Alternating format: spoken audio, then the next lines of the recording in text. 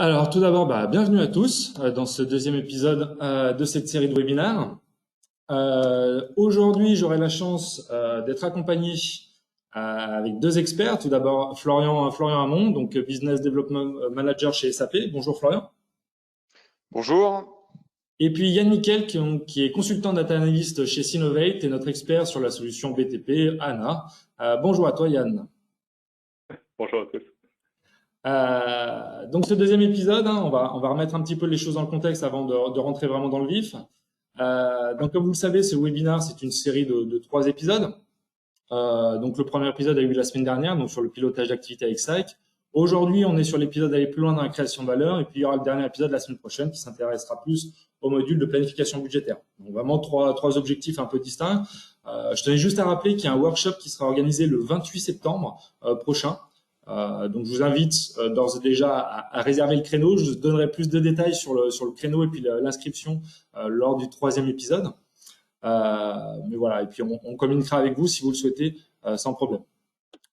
Petit rappel sur le premier épisode qu'il y a eu la semaine dernière. Donc l'objectif, c'était le pilotage de l'activité avec SAC. Donc on a vu la mise en place de tableaux de bord, comment on crée réellement dans SAC, et puis la facilité de création, la partie mobile aussi, et puis la mise en place d'un certain nombre de fonctionnalités, voilà, pour vous montrer le côté facile d'accès, mais surtout toutes les fonctionnalités DataVis pour la cinématique d'exploration des données. Donc, je vois dans les inscrits qu'il y a beaucoup de gens qui étaient déjà là au premier épisode. Donc, merci à vous déjà de participer à ce deuxième épisode.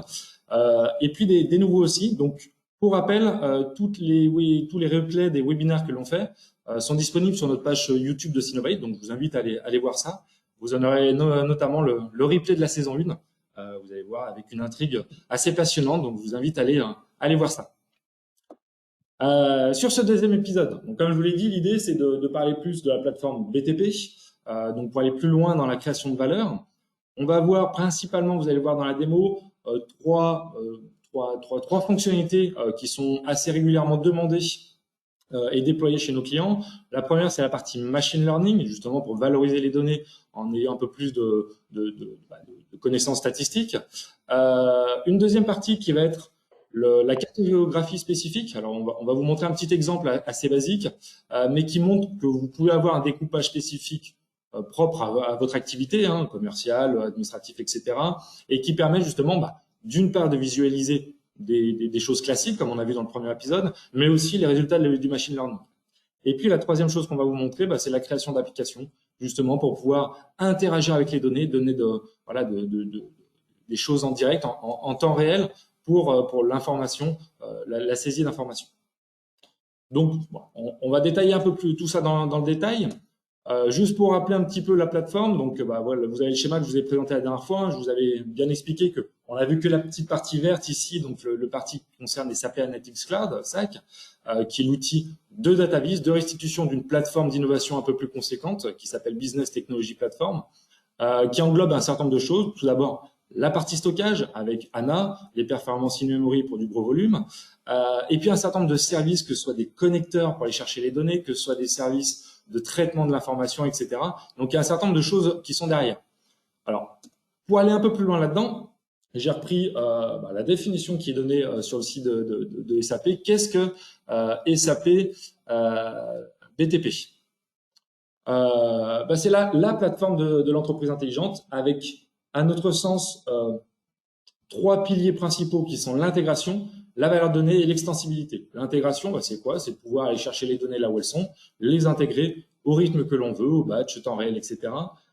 Des données à la valeur, puisque derrière, on peut pouvoir les consolider, les croiser, rajouter du machine learning, par exemple, pour pouvoir créer de nouveaux indicateurs et puis aller plus loin dans la compréhension des phénomènes. Et puis l'extensibilité, parce on est une plateforme as a service ici, donc on a la possibilité vraiment de déployer des services comme la géolocalisation, que ce soit de l'IoT pour la remontée d'informations, etc. Donc voilà une petite définition, on va dire générique.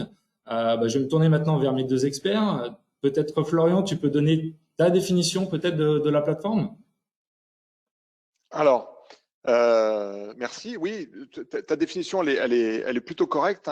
Ce qui est important, c'est que cette plateforme, elle a été développée à la base pour servir les intérêts de SAP à la base. dans lesquels SAP s'est dit, bah voilà, il nous faut une plateforme pour pouvoir développer nos propres applications. Et comme on a plusieurs applications qui viennent de plusieurs mondes différents, certaines qui ont fait l'objet d'acquisition, on a besoin d'être capable de gérer tout ça et de gérer toutes les problématiques qu'il y a autour de la valeur de la donnée, la capacité à créer des applications. Et sur cette base-là, une fois qu'on a créé ça, eh bien évidemment, on a ouvert ça à notre écosystème partenaire et même à nos clients en disant, voilà, vous avez une plateforme, vous avez éventuellement certains composants de SAP qui vont utiliser cette plateforme et l'idée, c'est de se rapprocher au maximum d'un point d'entrée unique pour avoir toute la valeur de la donnée. Et c'est la raison d'exister de BTP pour avoir un point d'entrée unique qui va permettre d'innover, d'apporter de l'agilité et de l'extensibilité à toutes les applications que nos clients peuvent avoir. Alors c'est vrai que cette question de point central de la donnée, c'est quelque chose sur lequel nous on appuie beaucoup parce que c'est vraiment le cœur du problème, hein, c'est enfin de la solution plutôt, c'est d'apporter cette possibilité de tout lier. Peut-être Yann, toi tu veux compléter un petit peu cette définition de la plateforme, vu que toi tu l'utilises au quotidien, on va dire. Je vous rejoins tout à fait. Moi, ce que je trouve fantastique avec cette plateforme, c'est la possibilité de pouvoir aller chercher de l'information de manière très rapide. On a eu certains cas d'usage où il a fallu aller vite et on est même passé par du web scrapping, par exemple. C'est assez atypique, mais c'est quelque chose qu'on peut faire avec cette plateforme. Ce que j'aime beaucoup aussi, c'est elle supporte plein de langages de programmation. Donc, quasiment tous les membres de l'équipe peuvent travailler dessus. Et puis au moins, on sait quand des applications sont dessus, que ça communique rapidement avec la base de données, qu'elles sont toujours disponibles. Enfin, ça a vraiment énormément d'avantages. Ouais, très bien. Florian, tu l'évoquais justement, donc c'est avant tout à la base pour pouvoir développer vos propres applications chez SAP, hein. Donc on voit une convergence de pas mal de savoir-faire. J'ai déjà pointé du doigt justement que dans SAC, c'était la convergence de différents savoir-faire. On va retrouver du Explorer, on va retrouver du BPC, on va retrouver du Predictive Analytics. C'est vrai que c'est difficile des fois de se retrouver un petit peu dans toute cette gamme, tout ce portefeuille de produits. Une question qui nous revient souvent, et peut-être tu peux apporter un éclairage là-dessus, c'est SAC et BTP. Est-ce que c'est vraiment deux produits différents? Alors, oui et non. Comme je le disais, SAP utilise cette plateforme BTP pour développer ses applicatifs. Et donc, SAP Analytics Cloud, c'est un applicatif qui a été développé en utilisant un certain nombre de composants de la plateforme BTP. Et donc, quand on a mis en place SAC, on s'est posé la question de quoi a-t-on besoin? On a besoin d'un endroit pour stocker de la donnée, donc on a besoin d'une base de données. On a besoin éventuellement d'un mécanisme qui importe de la donnée, mais de manière très légère, pas besoin de faire de transformation de données, pas besoin de faire de data management à proprement parler. Et puis surtout, on a un besoin de faire de la data visualisation. Donc on a codé la partie data visualisation. Et puis l'autre partie aussi, c'est les deux autres parties qui sont propres à SAC, c'est la partie planning, donc la capacité, un moteur d'allocation, donc on a codé un moteur d'allocation, et puis le partie prédictive, dans lesquels on a utilisé certains composants de prédictive de la plateforme qu'on a restreint aux besoins de prédictif pour de la BI. Donc, on se base sur la plateforme BTP pour un certain nombre d'activités. Mais par contre, effectivement, c'est très complémentaire puisque dès qu'on veut étendre un petit peu l'usage de SAC, dès qu'on a des sources de données multiples et complexes à stocker, et dès qu'on veut utiliser un certain nombre de besoins spécifiques de customisation, donc tu parlais tout à l'heure de la capacité à faire de la cartographie spécifique, la capacité à faire du machine learning directement sur des algorithmes qu'on va développer soi-même, avec de la carto, par exemple. Et puis, on a d'autres besoins, par exemple, de data anonymisation à la volée. Donc ça, c'est très utile, par exemple, pour tous les clients qui ont des portails fournisseurs dans lesquels ils veulent donner l'accès à ces fournisseurs à de la donnée, mais ils ne veulent pas forcément que le client final soit connu par les fournisseurs. Et bien, plutôt que de mettre en place des mécaniques complexes de transformation de la donnée pour l'anonymiser, il y a ces mécanismes d'anonymisation à la volée qui sont disponibles dans la plateforme BTP et qu'on peut exploiter directement en combinant la plateforme BTP avec SAP Analytics Cloud. Donc, si je résume, c'est vraiment l'outil SAC et la partie visible, on va dire DataVis, solution DataVis simple d'accès, un peu restreinte sur certains accès prédictifs parce qu'elle répond quand même à pas mal de besoins. On l'a déjà vu sur le premier épisode. Tu as cité un certain nombre de services complémentaires que BTP apporte. la carto spécifique, le machine learning. Dans l'utilisation concrète, est-ce qu'il y a d'autres services qui te viennent à l'esprit, justement, qui viennent compléter le SAC? Je parlais de la data anonymisation. Ouais. Voilà, derrière la cartographie spécifique, hein, il y a plein de choses. Par exemple, moi j'ai un client qui a créé une application sur SAC dans laquelle on va calculer le temps de transport pour aller au travail. Donc là, pour ça, on va faire appel justement à tout ce qui est géolocalisation, et en fonction de l'adresse de l'employé et l'adresse de son bureau, on calcule à la volée le temps de transport moyen, et derrière, on va pouvoir calculer les indemnités, les coûts globaux liés à ça. Et de ton côté, Yann, est-ce que tu vois des services supplémentaires qui viennent enrichir un peu SAC? Non, pour moi, c'est toujours d'une manière générale, c'est cet apport de pouvoir amener des données de plein de sources. Il y a plein de connecteurs qui sont disponibles pour chercher les données, par exemple LinkedIn ou autre, quand on veut faire du marketing. Et justement, dans cet esprit d'aller chercher les données, je sais que nous, on a eu à le déployer, alors on montrera un petit exemple tout à l'heure, mais toujours dans cet esprit d'aller chercher la donnée où elle est, il y a toute la partie IoT qui est développée et qui permet justement de récupérer ces données en temps réel, d'avoir vraiment du reporting en temps réel. Sur la base de capteurs, effectivement. Exactement, tout à fait. Ça me fait dire une dernière question peut-être. C'est une question qui est assez récurrente chez nos clients, c'est dans quel cas puis-je utiliser ça, on va dire, en standalone, ou alors la plateforme est vraiment nécessaire? Alors, encore une fois, SAC est très bien en standalone quand on a ce qu'il faut comprendre, c'est que SAP Analytics Cloud, la donnée qui va être utilisée par SAP Analytics Cloud, par défaut, on peut la stocker dans SAP Analytics Cloud, mais à l'endroit où elle va être stockée dans SAP Analytics Cloud, c'est un peu la phase finale avant la restitution. Et donc, ce data model qu'on a stocké dans SAP Analytics Cloud ne va pouvoir être utilisé que par ce SAP Analytics Cloud. Voilà, de manière générale. Donc, très souvent, dès qu'on a des modèles de données un peu complexes, qu'il va falloir aller chercher de la donnée de plusieurs endroits, qu'on a besoin de faire de l'orchestration de la donnée, typiquement, dans lesquels la finalité de la gestion de la donnée n'est pas uniquement le reporting, mais l'idée, c'est de distribuer la donnée au maximum, eh bien, on va descendre le niveau d'en dessous et on va laisser la partie gestion de la donnée, orchestration de la donnée à cette plateforme BTP. Ouais. Donc ça, c'est vraiment pour moi l'usage principal. C'est vraiment l'espèce de super pouvoir de la donnée qui doit être mis entre les mains d'une plateforme et non pas uniquement d'un outil de restitution BI. Et c'est en ça où pour moi, je le conçois vraiment la plateforme comme étant un outil d'innovation, une solution d'innovation, parce que ça permet d'accélérer tout ça. Voilà, comme tu le disais, dans la valorisation de la donnée et puis l'apport que des services qui sont derrière. Alors, on a beaucoup de nos clients, et je vois surtout dans les participants aujourd'hui, qui sont déjà équipés, on va dire BO, que ce soit SAP, on va dire, que ce soit l'ERP, que ce soit BO, que ce soit différentes choses. Est-ce que dans un microcosme un petit peu comme ceci, la plateforme a toujours de l'intérêt? Est-ce qu'il y a un chemin pour y aller plus simple? Quelle est un petit peu l'interopérabilité entre les deux? Alors moi, je vois deux choses. La première chose, c'est historiquement les clients Business Objects.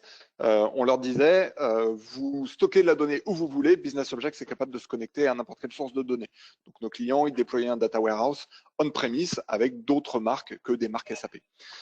Aujourd'hui, la question que se posent beaucoup de nos clients, c'est de la cloudification de tout leur environnement BI. Donc, qui dit cloudification de l'environnement BI dit cloudification de leurs Business Objects, mais aussi cloudification de leur base de données.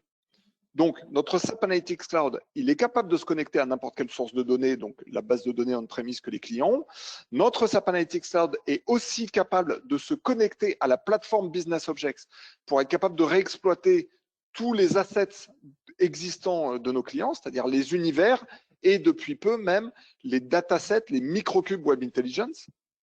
Mais de plus en plus, ce qu'on voit effectivement, c'est que nos clients ils disent, moi, tant qu'à faire de passer dans le cloud avec un outil de data viz, je vais en profiter pour passer mon entrepôt de données dans le cloud.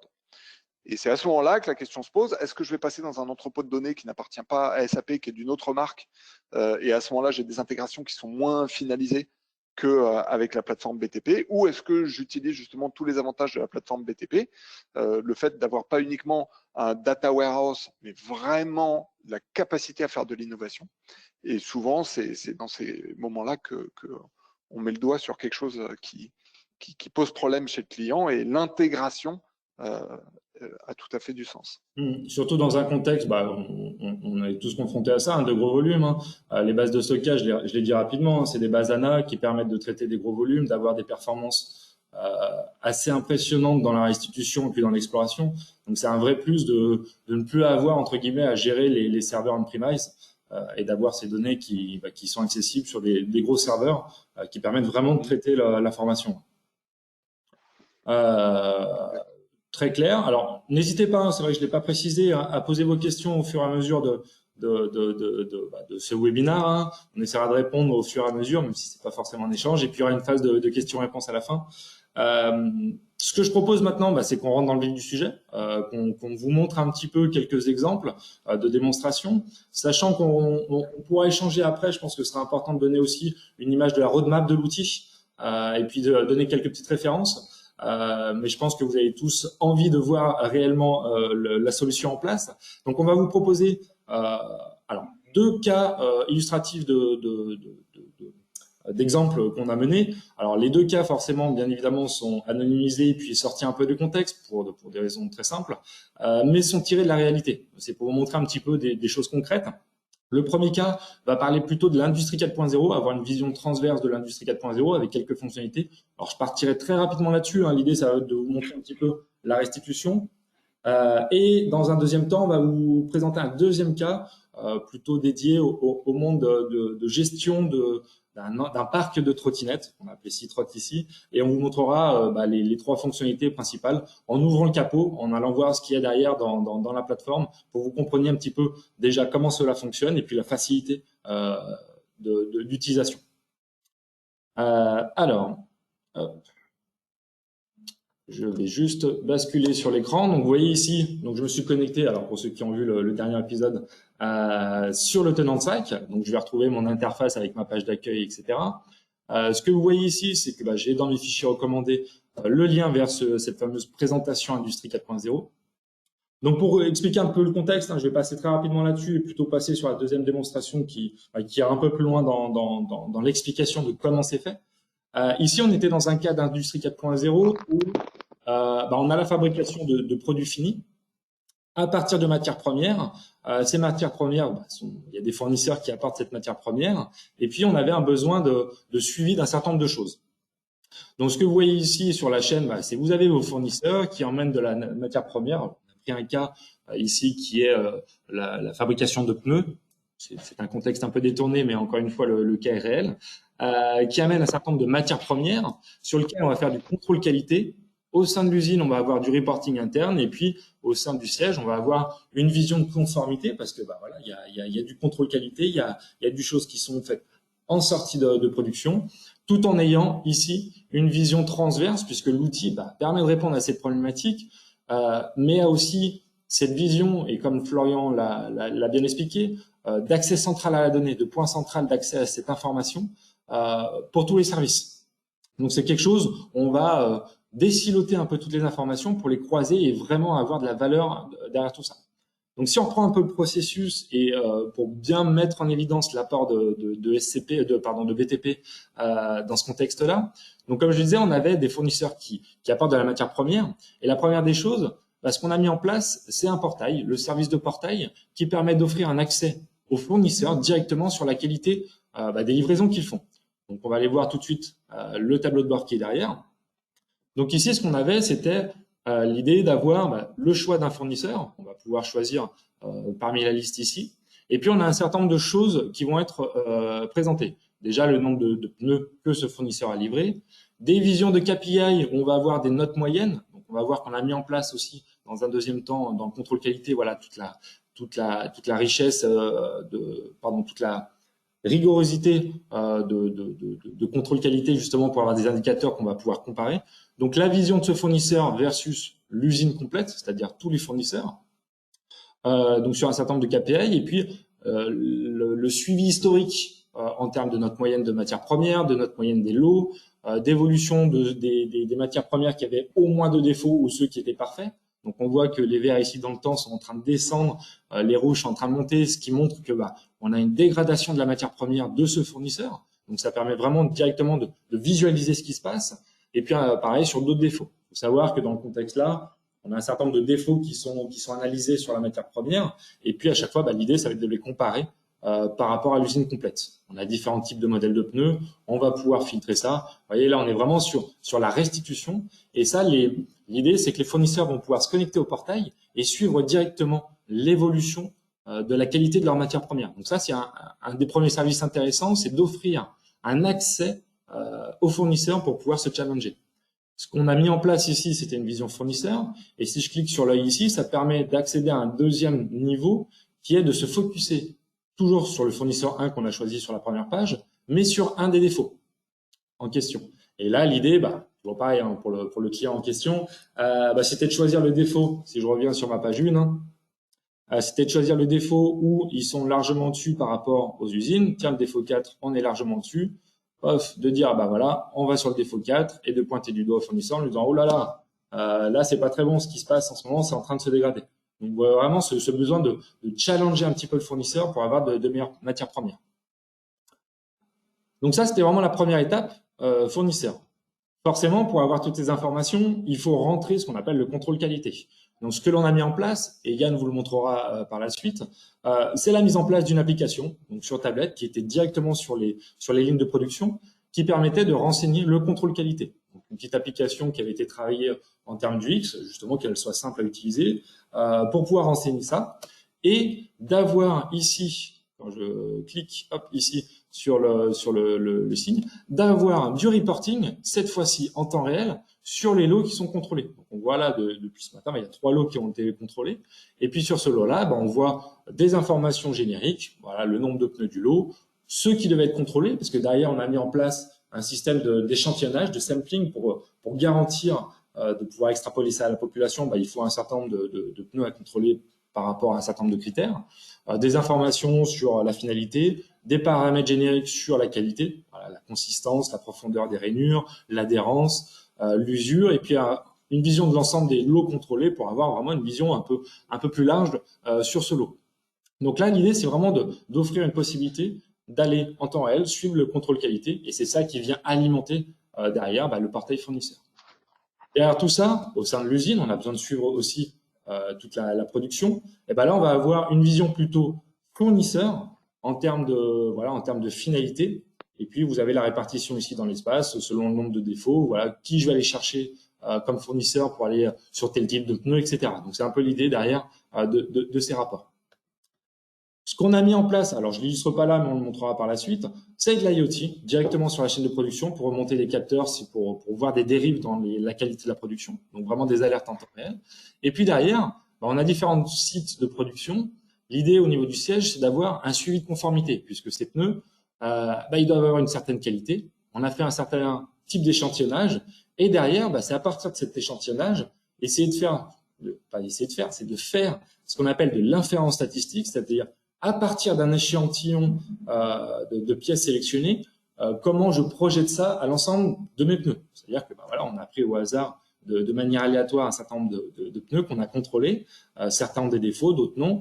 Et l'idée, c'est pas de savoir ces pneus-là, mais d'extrapoler ça à toute la population. Donc derrière, c'est des méthodologies d'inférence statistique qu'on va pouvoir mettre en place pour garantir un pourcentage minimal de pneus conformes, ici à 99,58% sur l'usine 1, sur la norme 1, il y a différents types de normes, sur les véhicules légers ou poids lourds, on va pouvoir choisir ça, et derrière, on fait ce calcul en pouvant éliminer ce qu'on appelle les outliers, les valeurs atypiques dans la distribution, ou sans ou avec. Donc vraiment, alors la période en cours, la période d'année qui est pas renseignée ici, c'est vraiment la maquette, on va dire, de démo, mais l'idée c'était d'avoir la période en cours parce que c'est la production et puis une vision plus annuelle pour avoir tout le suivi. Donc vous voyez là, on mêle différentes choses. Donc on est dans l'outil SAC pour la restitution parce qu'elle est simple à utiliser, elle est très ergonomique. Mais derrière, on a différents services qui sont complémentaires, hein, ce qu'on évoquait, qui viennent enrichir. C'est la partie portail pour un accès fournisseur, c'est la partie web IDE pour le contrôle qualité au travers d'une application, c'est la partie machine learning pour pouvoir valoriser la donnée et puis aller un peu plus loin dans la compréhension et certifier les données. Et puis derrière, vous avez quelque chose de transverse qui vous permet aussi d'avoir la vision soit RH, soit la vision commerciale, parce que derrière, on va vendre ses produits. Donc ça, c'était les tableaux de bord qu'on a mis en place. Où là, on est vraiment sur quelque chose, on va dire, purement restitution, data vise, où on va les fouiller dans les données.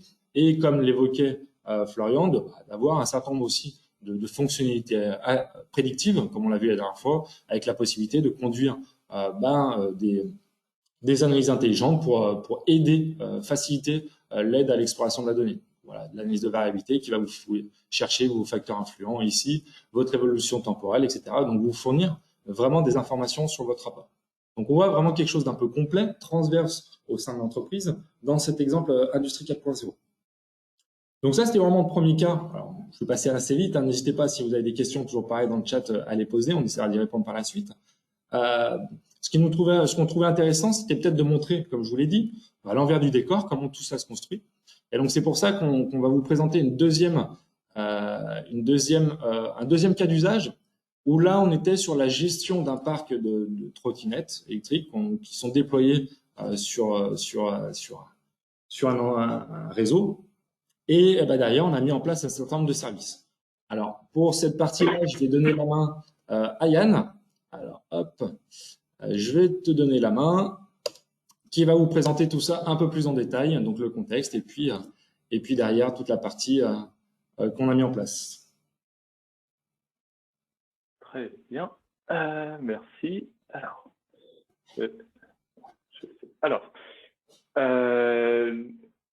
le cas qu'on va vous présenter, c'est une entreprise qui met à disposition des trottinettes dans Lyon. Et ces trottinettes nécessitent évidemment une certaine maintenance. L'objectif de l'algorithme ici, ça va être de prédire ces maintenances, d'être proactif dans ces réparations. Et donc, nous allons aller vers...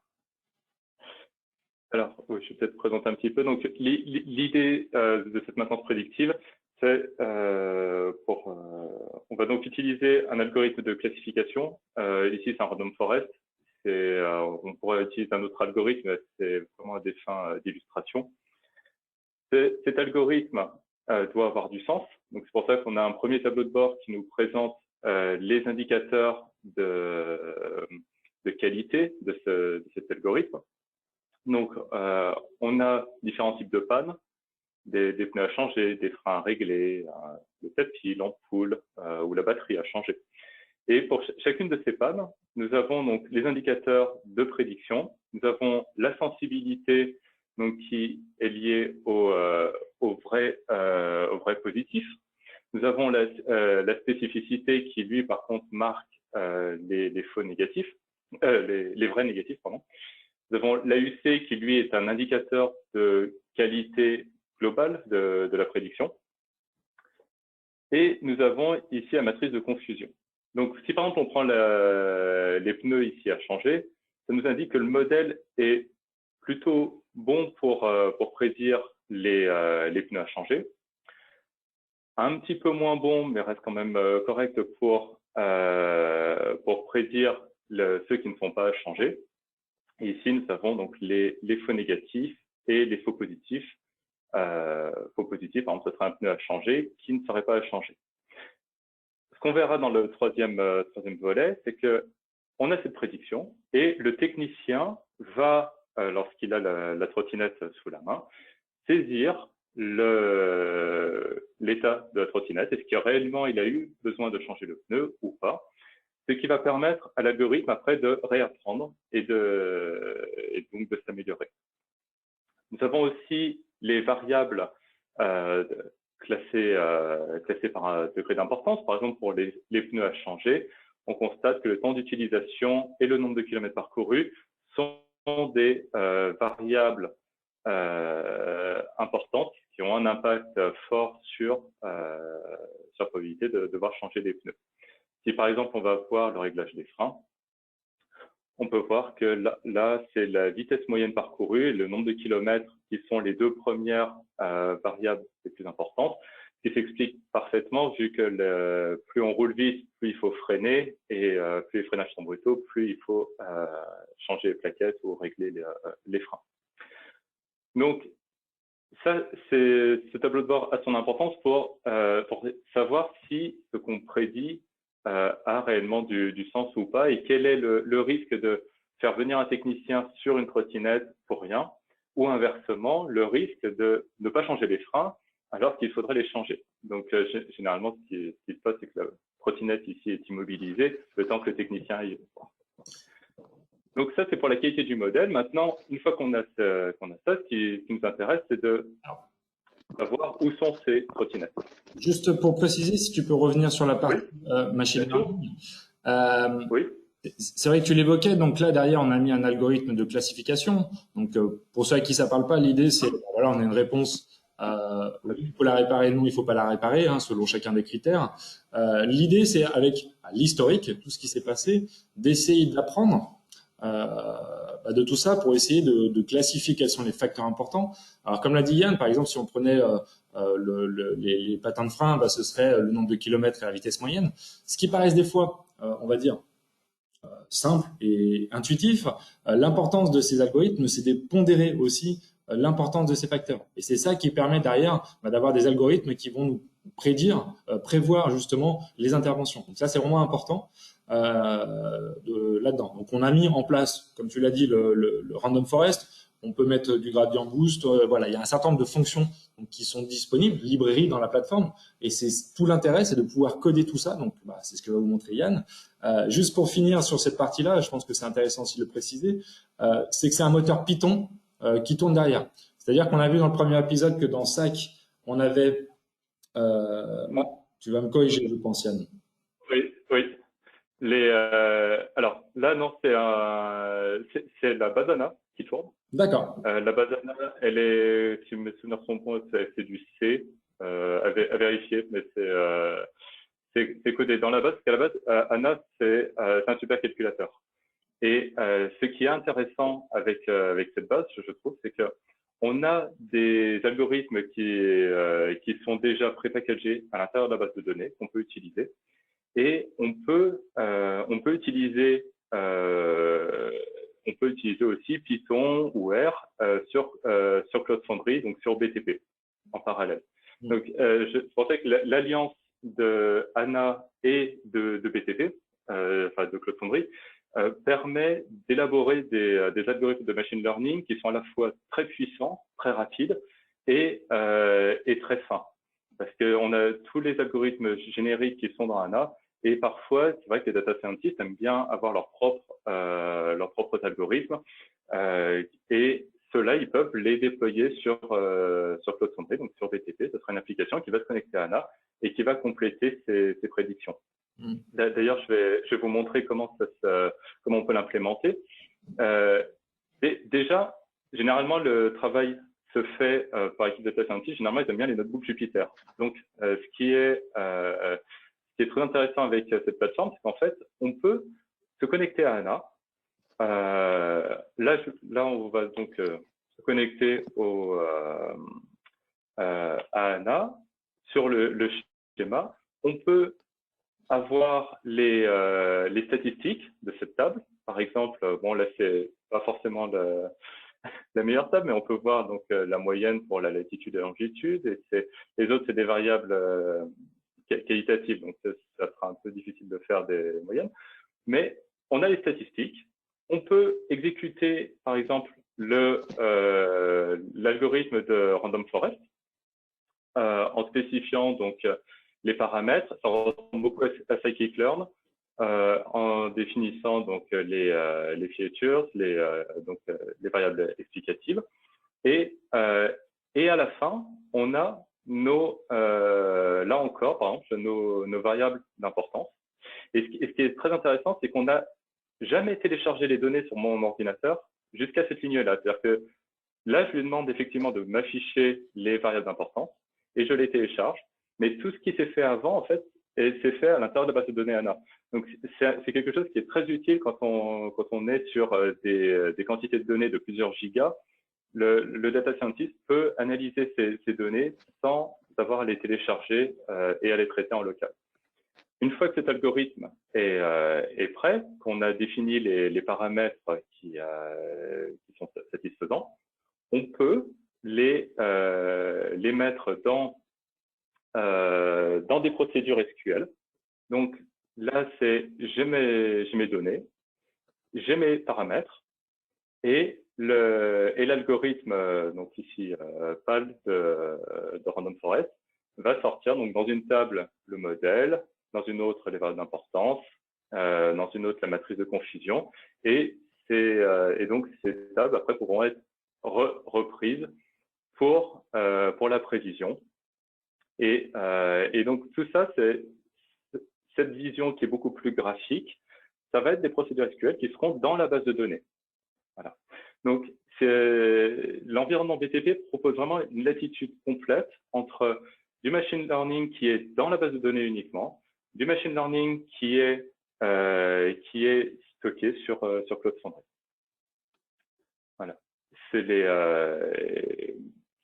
et l'algorithme, là je vous ai montré du Python, mais c'est aussi sur R qu'ils ont cette librairie. Donc c'est vraiment très pratique. Est-ce que, Mathieu, tu voyais un point sur le machine learning sur lequel tu souhaiterais peut-être que je revienne ou, Non, je pense que bon, encore une fois, l'idée c'est de vous donner un certain nombre de concepts et voir comment ça fonctionne, hein.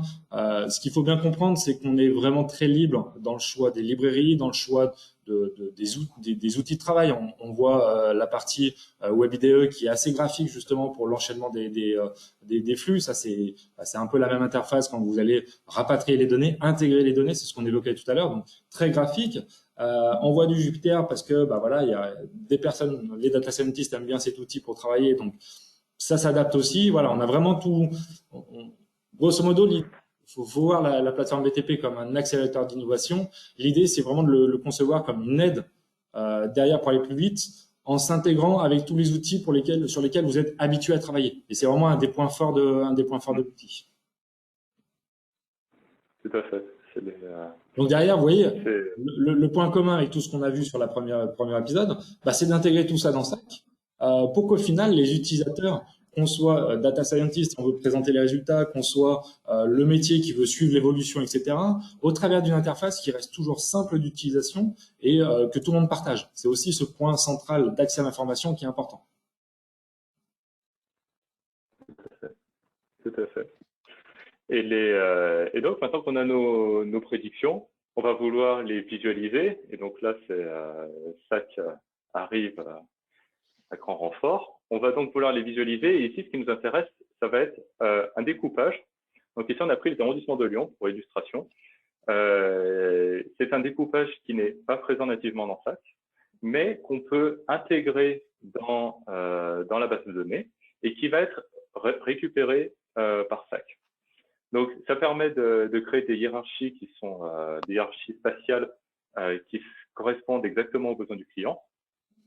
Donc, ici, on vous a représenté les pannes prédites.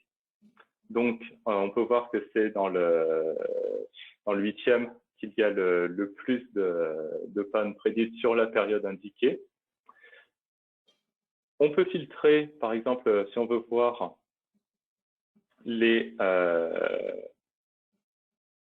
donc uniquement dans cet arrondissement, quelles sont les pannes les plus probables? Ça semble être ici les pneus à changer.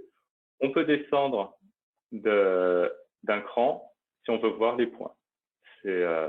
Donc là, on peut effectivement voir que on en a une pas très loin de chez moi qui serait à changer. Ce qui est aussi intéressant, c'est qu'on peut spécifier dans SAC des zones d'intérêt. Par exemple, si on veut réduire à ce petit quartier,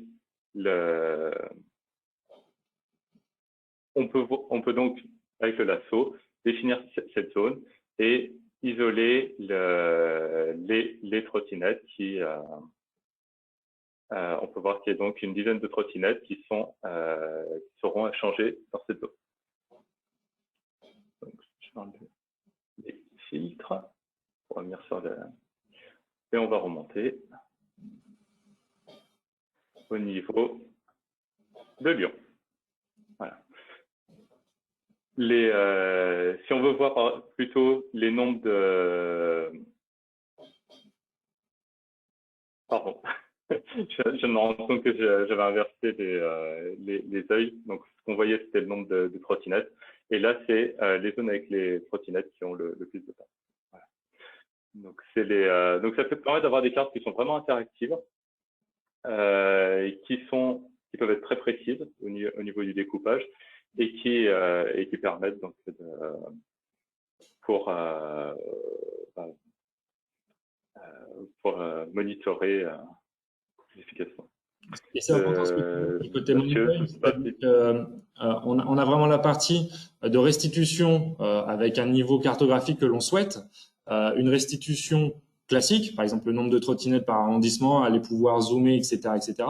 Mais on a aussi, et c'est tout l'intérêt de la data science, c'est d'enrichir, de valoriser la donnée, de mettre sur la même carte, avec ces différentes couches, toute la partie pan predit. Et donc vraiment d'avoir les deux aspects, avec, vous le voyez, l'analyse liée sur les différents graphiques à gauche, qui vous permettent d'avoir du focus sur les zones, de pouvoir filtrer ça selon une période temporelle, de pouvoir filtrer, on le voit sur chacune des trottinettes, on a un scoring par rapport au pan predit, à la maintenance prédictive. On va pouvoir filtrer aussi sur ce scoring pour prendre par exemple que celles qui sont au-dessus d'un certain seuil, et ça va mettre à jour toute la cartographie derrière et tous les indicateurs.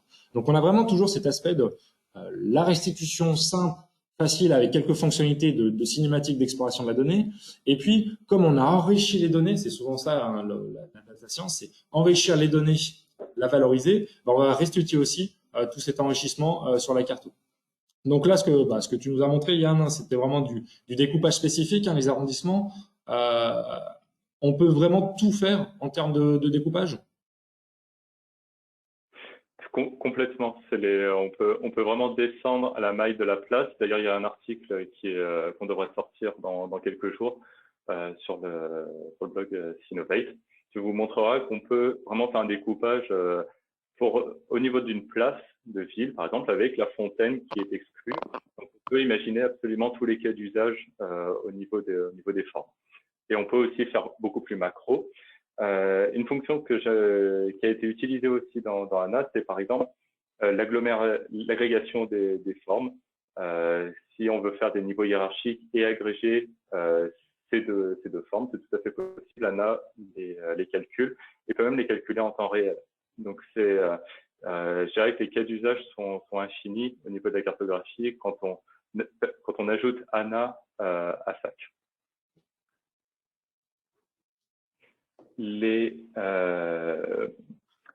Un intérêt aussi de BTP, c'est qu'on peut par exemple aller chercher des données extérieures, des API extérieures. Donc ici, je vais le chercher de manière manuelle. Ça peut être intégré dans une application.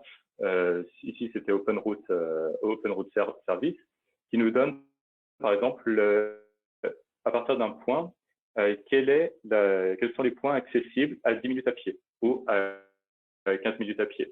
Et donc ça, ce sont des formes, des polygones qu'on peut aussi fournir à SAC pour d'autres cas d'usage. Donc voilà, quand je vous disais qu'il n'y avait aucune limite, c'est que réellement Là, pour expliquer un petit peu l'intérêt de ce qu'on avait mis en place, hein, sur la durée autour d'un point, l'idée c'était voilà, quelqu'un qui veut utiliser le service de Citrot, quand il se connecte à l'application, qu'il ait directement la liste des trottinettes qui sont à X minutes, alors par défaut c'était 5 minutes, autour du point où il est, vu qu'il est localisé, il y a les trottinettes autour, et avec ce service, cette API qu'on peut appeler, ça lui permet directement de se concentrer sur celles qui sont à 5 minutes à pied ou à 2 minutes à pied si on est vraiment feignant, voilà, de pouvoir avoir ces informations vraiment très précises. C'est un peu ce que Florian évoquait sur la distance aussi par rapport des temps de parcours sur la route. Alors la problématique est un peu plus compliquée parce que voilà, ça demande d'avoir la partie cartographie, la projection et puis les calculs, voire même des bouchons en direct, etc. Donc ça peut aller très loin aussi dans ces services de géolocalisation et de points d'intérêt autour d'un point, on va dire. Oui, et par exemple, j'imagine des services de vente, des vendeurs de café ou des supermarchés qui souhaiteraient savoir si les clients ont plus de chances de venir à pied ou en voiture, enfin, faire du clustering avec ces informations. On peut enrichir la donnée assez facilement avec les distances à pied, distances en voiture.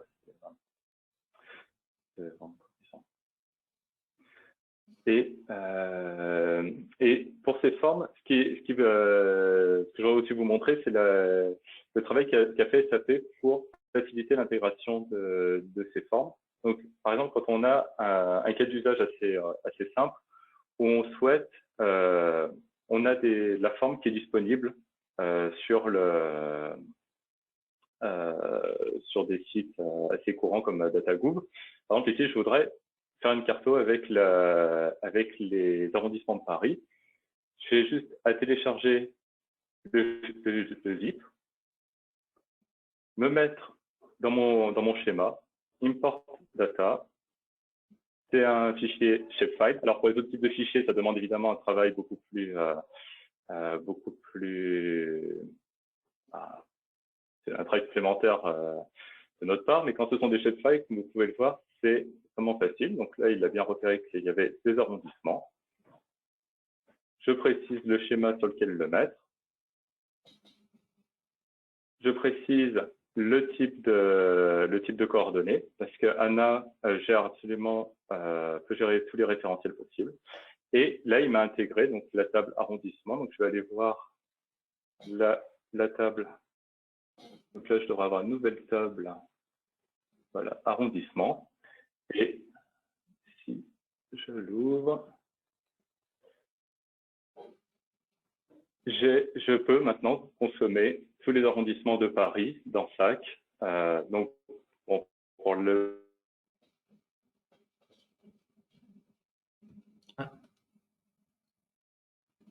mettre dans les polygones, pour les fichiers écrits, c'est extrêmement rapide de les intégrer.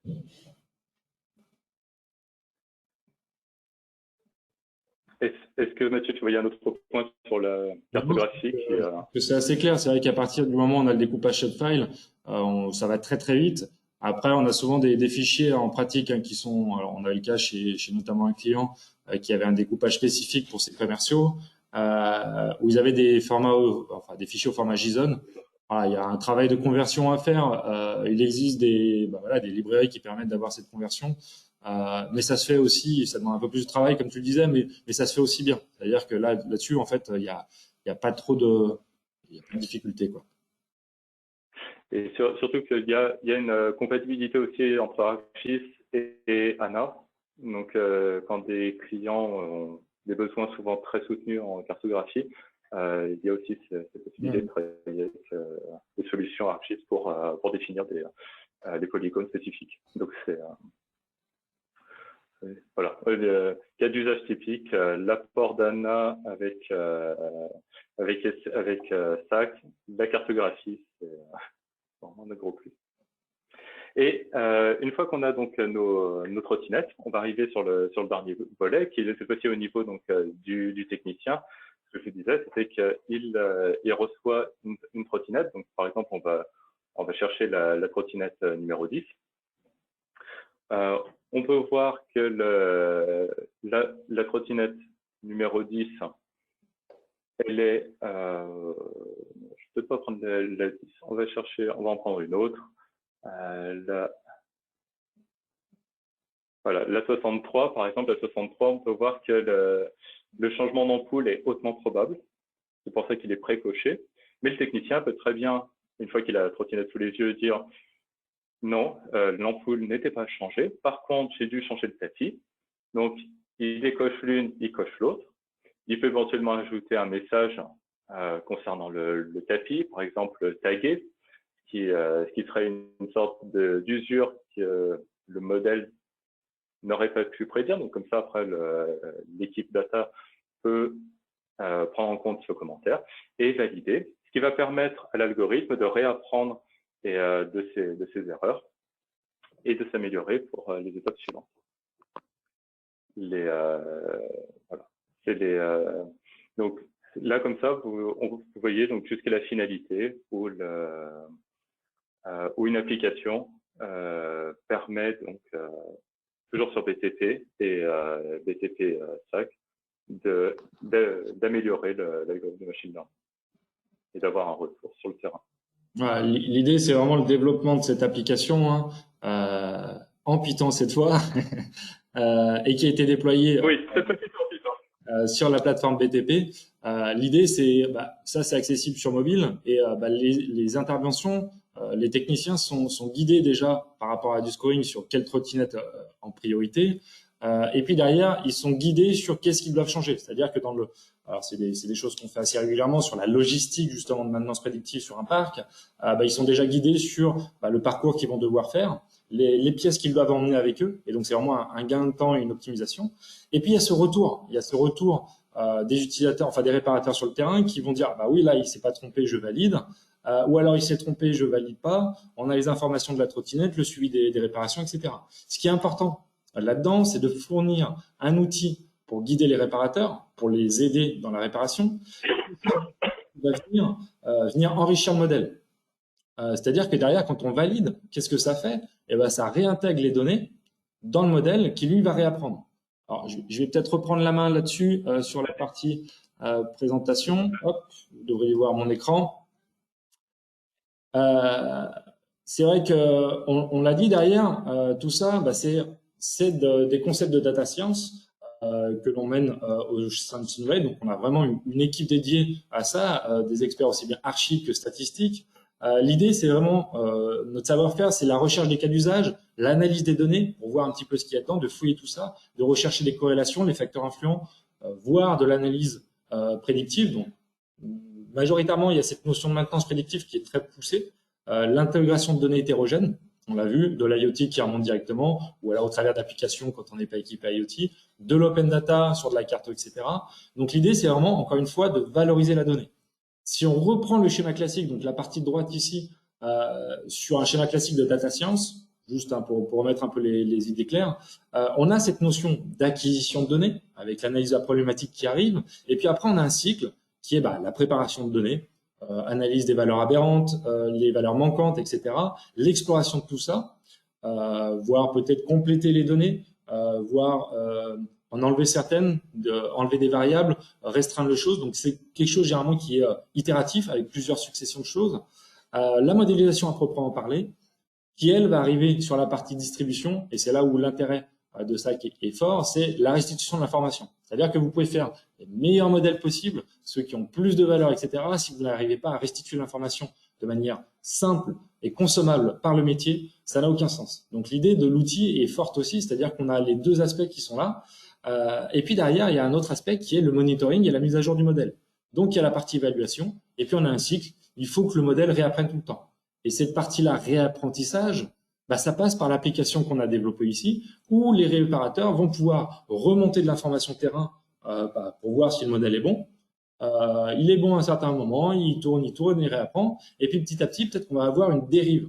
Et c'est par rapport à ces remontées d'informations que le modèle va se mettre à jour et va peut-être détecter de nouveaux facteurs influents qui viennent expliquer les phénomènes, voire un changement de comportement dans l'utilisation, etc. Donc c'est vraiment tout ce processus qui est important. Et donc on voit quand on voit ces trois grosses briques, acquisition de données, toute la partie modélisation, exploration, réapprentissage au milieu, et puis la partie distribution, on voit aussi là toute la chaîne BTP, c'est-à-dire l'acquisition. J'ai mes connecteurs à toutes mes sources, je peux les intégrer, les croiser. Donc là, on commence à être dans la préparation, exploration, le machine learning, le déploiement de solutions avec les langages Python, peu importe, R, ce que vous voulez. Et puis la partie restitution, SAC, la partie visible de l'iceberg, qui permet la distribution facilitée de l'information. Donc c'est en ça où la plateforme BTP est vraiment quelque chose qui est de bout en bout dans l'entreprise et qui permet vraiment d'accélérer l'innovation et d'avoir quelque chose qui est complet dans la chaîne, sans données silotées, parce que là, on a des données là. On a des exemples où, par ailleurs, on a les données RH des réparateurs. On sait leur spécificité en termes de réparation. Ça peut-être, voilà, on va peut-être aussi faire le planning des réparations en fonction des personnes. Et donc, ce côté désilotage des données est important pour croiser un peu toutes les informations. Donc, voilà un petit peu pour les deux démos qui présentent deux cas d'usage voilà, un peu distincts. L'idée, hop, je vais revenir sur cette partie-là. Donc, avec ce côté data science qui est vraiment important et qui répond à tout ça. Et donc, pour finir, un peu en conclusion sur ces deux choses, c'est que peu importe le domaine, on a vu de l'industrie, on a vu ici du service, on va vous donner quelques références maintenant dans d'autres domaines. Ce besoin, il est toujours présent d'acquisition, d'exploration, de valorisation de la donnée et de restitution. Donc, la plateforme hébergée dans le cloud avec des grosses capacités de volume, plein de services, elle répond vraiment à la problématique de plein de clients chez nous. Donc, comme j'avais dit la dernière fois, on a chez Sinovate plus de 350 clients actifs, plein de personnes qui nous font confiance. Donc, je vais vous donner juste deux petites références que l'on mène sur sur la plateforme en l'occurrence. On accompagne donc l'Oxam, qui est un loueur de machines en BTP. Et donc, on avait une problématique sur le taux de rotation des machines, comment elles étaient utilisées. Et donc, la planification des ordres de transport pour aller livrer ça. Donc là, on voit vraiment l'apport du machine learning pour pouvoir optimiser tout le transport. Et comme je disais, l'idée, c'est d'aller encore plus loin, c'est de lier ces réparations avec les personnes qui vont réparer ça. Donc vraiment, ce désilotage des informations pour pouvoir adapter le planning de réparation avec les personnes qui sont censées réparer les machines, tout en ayant cette vision de valorisation de la machine, parce que il y en a certaines qui coûtent qui rapportent, on va dire, plutôt très cher. Donc, il y a peut-être une urgence à les réparer. Mais si on n'a pas la bonne personne, on va peut-être faire plus de réparations avec l'autre personne pour une valorisation, optimisation. Donc, on a vraiment cette notion d'optimisation dans ce cadre-là qui débouche après sur plein de cas de figure parce qu'une fois qu'on a mis l'intégration des données, on a ce data lake, ce data hub, peu importe le nom, on a toutes ces données, on peut les valoriser. Et puis, un deuxième cas très simple, on accompagne aussi le Conseil supérieur du notariat. Là, l'idée, c'est toujours pareil de centralisation de l'information, de partage des données au travers des offices notariales, au travers d'outils simples de restitution, SAC, voire même de petites applications qui permettent, encore une fois, de remonter l'information. Donc, on voit vraiment deux cas bien distincts d'utilisation pour lesquels BTP répond pleinement aux problématiques. Donc voilà, c'était juste deux petites références qui me semblaient bien diverses. Je suppose que toi, Florian, chez SAP, vous avez plus de clients que nous sur cette plateforme. Tu as peut-être quelques petites références à nous donner, à nous expliquer. Alors, oui, dans ce cadre-là, j'ai deux références en tête. Alors, on a une première référence qui utilise de la cartographie, qui est un exploitant de puits de pétrole, et dans lesquels ils ont des problématiques d'optimisation des coûts lors de l'intervention sur les problèmes techniques sur les puits de pétrole. Donc, comme vous imaginez bien, les puits de pétrole sont rarement situés en centre-ville. Ils sont plutôt situés au milieu de nulle part, avec des moyens de transport qui ne sont pas forcément évidents. Et donc, la solution la plus facile quand il y a un problème industriel, c'est de prendre l'hélicoptère pour aller sur le site. Mais ils se rendent compte que très souvent, l'intervention en hélicoptère est quasiment inutile parce que les personnes ils font un aller-retour en hélicoptère et ils se rendent compte qu'ils n'ont pas l'outil qu'il faut ou que ça nécessite une intervention plus grande. Donc, en fait, on essaie d'optimiser un petit peu les coûts, justement, donc avec du reporting couplé avec du machine learning sur la plateforme BTP pour savoir si tel ou tel type d'intervention nécessite d'aller visualiser avec un hélicoptère ou si on prend un camion pour intervenir, ce qui prend un peu plus de temps de transport, mais au moins, on évite des allers-retours qui coûtent très, très cher avec des moyens de transport type hélicoptère. Donc ça, c'est un premier cas d'usage. Et puis, on a un deuxième cas d'usage d'un client qui a témoigné récemment qui s'appelle Vinci Énergie et sur lesquels ils utilisent donc le reporting pour les comptables et combiné avec la plateforme BTP pour analyser automatiquement tous les relevés bancaires dans lesquels on va analyser automatiquement à la fois les clients qui font des paiements par virement et les clients qui font auxquels on prend de l'argent par débit automatisé. Et donc, ils ont mis en place un outil sur BTP, des algorithmes financiers qu'ils utilisent Cash Application, qu'ils appellent Cash Application, qui va automatiquement analyser les différents statements bancaires, faire la réconciliation avec les numéros de clients, les authentifications clients. Et donc derrière, ils arrivent à avoir une automatisation de 75% du traitement des données clients et avec les algorithmes de machine learning qui vont justement faire du matching optimisé et d'apprendre des paiements précédents, quel est le nouveau paiement qui vient, à quoi il correspond et comment le rassocier en termes de normes comptables. Et du coup, ça leur permet d'éviter les problématiques de cash flow et ça leur réduit surtout les tâches manuelles, ce qui va leur permettre de se concentrer sur des tâches un peu plus stratégiques pour un certain nombre de clients. Voilà les deux exemples que j'ai en tête rapidement autour de la combinaison de SAP Analytics Cloud avec la partie BTP spécifique. Alors, on a vraiment des… Ouais, vas-y Yann. Je suppose que ce que j'entends dans ce témoignage, c'est que la sécurisation de la plateforme, du coup, les a rassurés aussi, parce que l'avantage aussi quand on lit ANA à SAC, c'est qu'on a cette live connection peut-être qui fait que la donnée ne quitte pas l'entrepôt. Il y a la sécurité est un point extrêmement central de toute cette plateforme. Et je crois que ça a dû rassurer ce client. Voilà, alors, dans ce cadre précis, je ne saurais pas le dire, le concept de la live connection qui fait que les données ne quittent pas les données on-premise.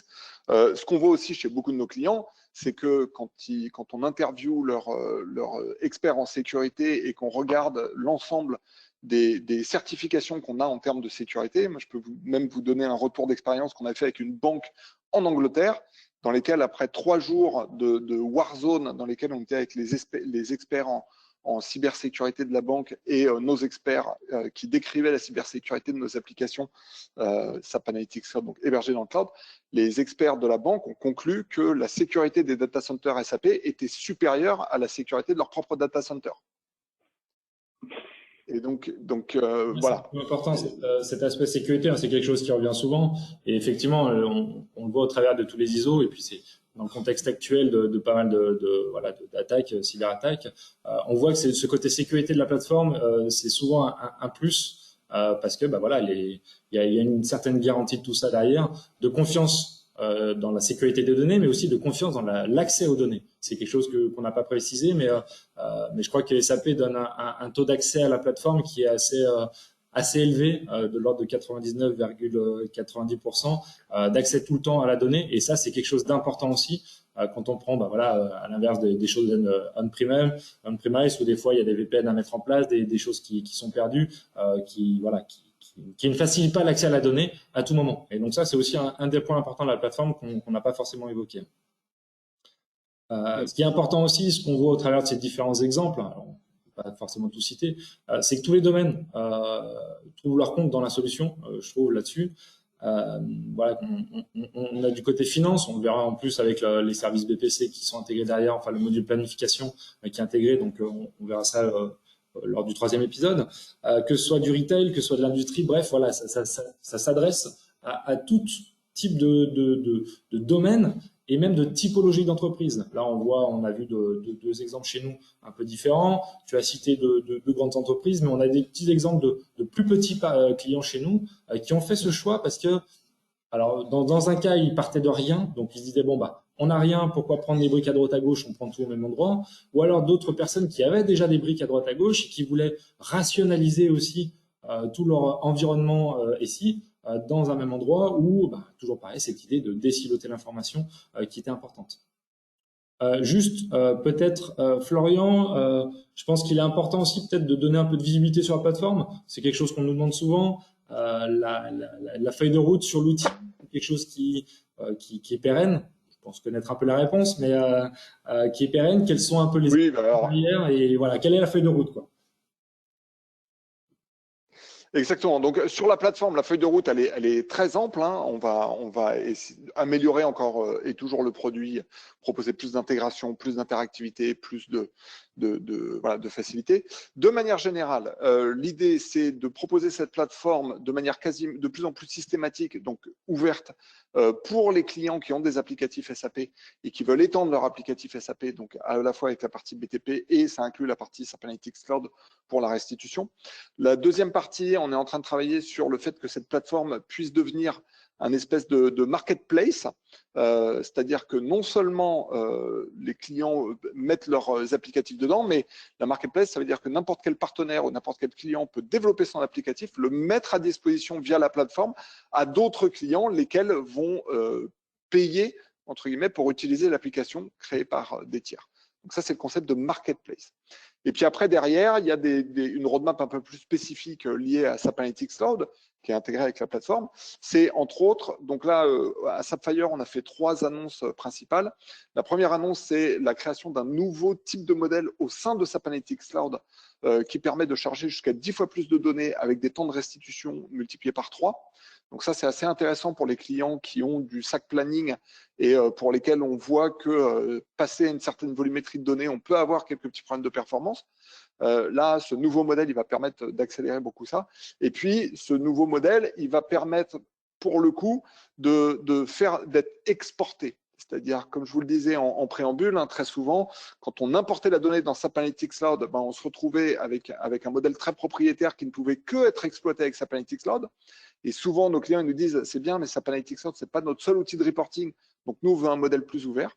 Et donc, ce modèle-là, qui contient des données de planning, c'est-à-dire de la donnée saisie par l'utilisateur, on va pouvoir l'exporter dans la plateforme BTP. Donc, avoir une espèce de travail bidirectionnel entre le SAP Analytics Cloud et la plateforme BTP, soit avec de la connexion live, soit avec de l'import-export systématique pour adresser tous les cas d'usage.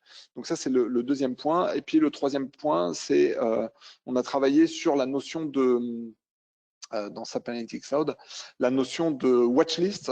Donc la notion de watchlist, c'est pour une personne qui veut regarder un ensemble de KPI qui sont disponibles dans plusieurs stories et d'avoir un suivi de l'historique de l'évolution de ces KPI, et ben, leur donner la possibilité de sauvegarder ces points sur de la donnée et voir leur évolution au cours du temps pour avoir un contrôle un petit peu complet de l'applicatif. Voilà, ça c'est les 3 annonces qui ont été faites à Sapphire. Et puis derrière, dernier point qui est un petit peu décorrélé, mais c'est l'extension de la disponibilité de cette plateforme sur d'autres hyperscalers. Donc SAP Analytics Cloud, pour ceux qui le savent, c'était disponible que sur AWS et on va l'ouvrir en Q4 sur je vais y arriver, Azure, Microsoft Azure, puis sur Google Cloud Platform et sur Ali Cloud. Donc, pour que les clients qui ont des partenaires privilégiés pour l'hébergement des plateformes applicatives puissent avoir le choix. Très bien, merci. Voilà rapidement. C'est assez complet. Et alors là, je parle à titre personnel. C'est vrai que je vois vraiment l'évolution maintenant depuis le SAC qui existe depuis maintenant 6 ans, 7 ans, ouais, à peu près. On a vu une vraie évolution de l'outil. On a quelque chose qui maintenant est très stable et répond vraiment à la plupart des problématiques. Et puis quand on voit la roadmap et puis le feedback qui est pris par SAP, on a l'ID Place qui permet de proposer des fonctionnalités. On a une vraie écoute de SAP et ça je tiens à le souligner parce que c'est très important et c'est apprécié par nos clients. On voit que l'outil évolue toujours dans le bon sens pour répondre de plus en plus aux besoins. Donc ça, c'est plutôt pertinent. Je vous propose, alors je vois que le temps file un petit peu, on pourra toujours continuer l'échange pour ceux qui le souhaitent à nous communiquer des questions par la suite. Je vois quelques questions qu'on va parcourir rapidement. Alors, j'ai quelques questions sur la partie licensing. On va pas les prendre dans le détail.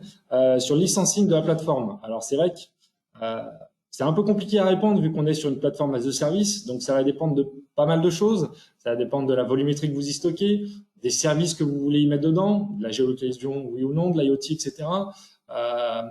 Je crois savoir, Florian, parce que alors je l'utilise un petit moment, il y a des outils de simulation de prix qui sont disponibles, je crois, sur le site SAP, c'est ça? Pour avoir des ordres d'idées? Oui, sur le site SAP, on peut faire voilà, de la simulation pour avoir des ordres d'idées. Et puis après, vous verrez qu'on a du licensing à la consommation qui est disponible, dans lesquels on a un certain nombre de services. Vous avez des crédits de consommation et vous pouvez les consommer un petit peu sur n'importe quel service.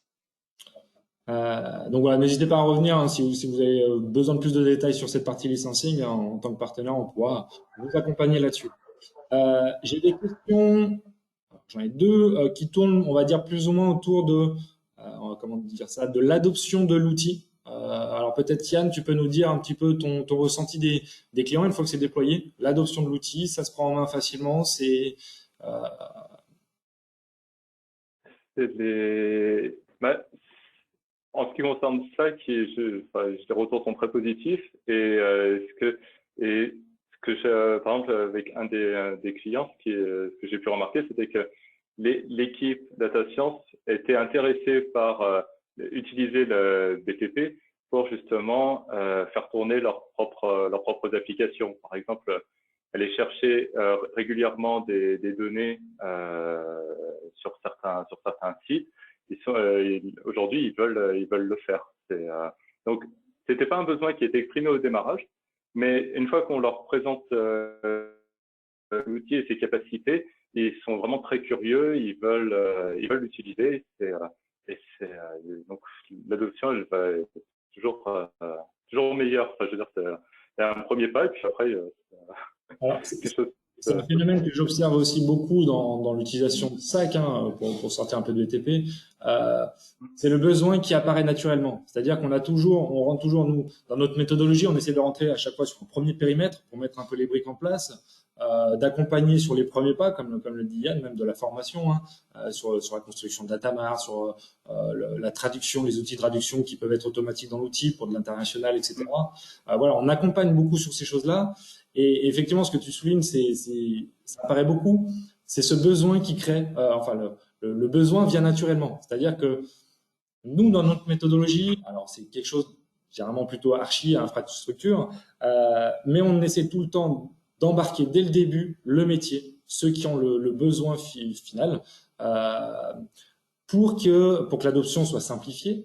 Et ce qui ressort, c'est que plus ils sont conscients des capacités, des fonctionnalités et de ce que l'on peut faire, bah, plus les besoins ressortent naturellement et comme c'est assez rapide à déployer, bah, on peut répondre rapidement à ces choses-là, qui est un changement un peu radical par rapport à des projets, on va dire, tunnel. C'est-à-dire qu'ici, on essaie d'avancer généralement par des quick wins, l'idée d'avancer rapidement, d'offrir quelque chose et de pouvoir mettre à disposition la solution. Et donc en ça, l'adoption est beaucoup plus simplifiée d'une part parce qu'on les embarque dès le début, et puis d'autre part parce que il y a un retour, il y a un échange plus régulier en pratique, hein, entre le technique, on va dire, et la mise en place des choses. Donc ça, c'est vraiment quelque chose que je trouve important. Donc oui, effectivement, là, on parle toujours dans cet esprit d'adoption des formations sur BTP. Alors c'est vrai que Yann en dispense quelques-unes chez nous et ça dépend de la thématique. Voilà, ça peut être, je l'ai dit, sur la partie traduction, mise en place de traduction automatique dans l'outil, voilà, avec plein de langues. Ça peut être la mise en place du SSO complète, justement pour la sécurité des données, qui accède à quoi en termes de données et en termes de restitution.